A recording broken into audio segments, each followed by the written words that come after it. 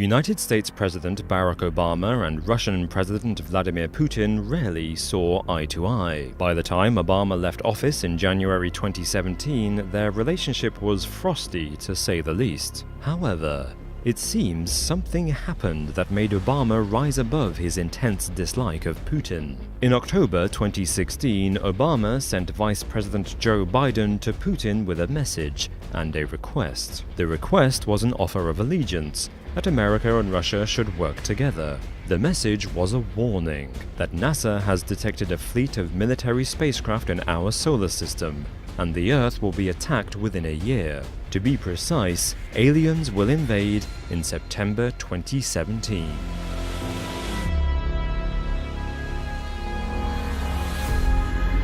Obama's message was urgent. It came just 2 weeks before the election that would decide his replacement. He needed to set Earth's defense systems in motion before he became a lame duck president. According to reports, Obama wanted Russia and America to work together on a global missile defense network, a shield of ballistic missiles that would be aimed at the sky. These missiles would be ready to launch into any alien craft that entered Earth's orbit and atmosphere.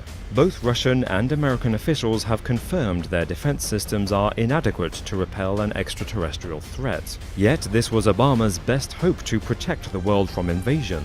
The obvious implication is that the technology our extraterrestrial enemies bring with them will be far too powerful for humanity to defeat in a ground war. Once they land, we are doomed. Obama's fears were based on a set of deep space photographs taken by NASA and analyzed by its top men. They purportedly show a fleet of dozens of spherical spacecraft heading towards Earth. Each ship is several miles wide, big enough to be mistaken for asteroids. This correlates with reports in 2015 that NASA had detected unusual signals between asteroids in our solar system. It now appears those asteroids were alien spaceships. The photographs have never been released, and NASA denies their existence. In fact, there has been no official word on the subject since Joe Biden met with Vladimir Putin. It is perfectly possible that President Obama would approach President Putin to combine military resources. In the ongoing fight against Daesh in the Middle East, Russia and the US have repeatedly insisted on the need to cooperate against a common enemy. Moreover, defending the planet would require the world's superpowers to coordinate their defense systems. Existing treaties like NATO and agreements under the Nunn Amendment to the United States Code make it easy for America to work with its European allies and other countries like Australia, New Zealand, Egypt, Japan, and South Korea, among many others. In November 2016, the USA and China performed a joint military drill to rehearse their response to a natural disaster. Although these drills are rare and tensions persist between them, the drill reflects the general trend that America and China have gradually grown closer, politically, economically, and militarily. The obvious gap in America's network of allies is Russia.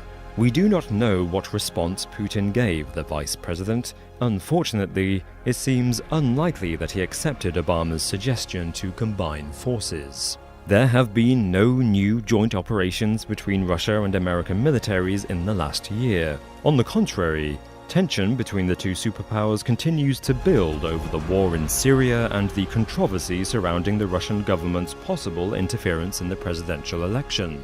The US government has not lifted economic sanctions on Russia, going so far as to propose imposing even more. Meanwhile, the wound is still sore from when Obama expelled all of Russia's diplomats from America in December 2016. That alone suggests Putin refused to cooperate with America against an alien threat, or at least he didn't believe the strange message from his most bitter rival.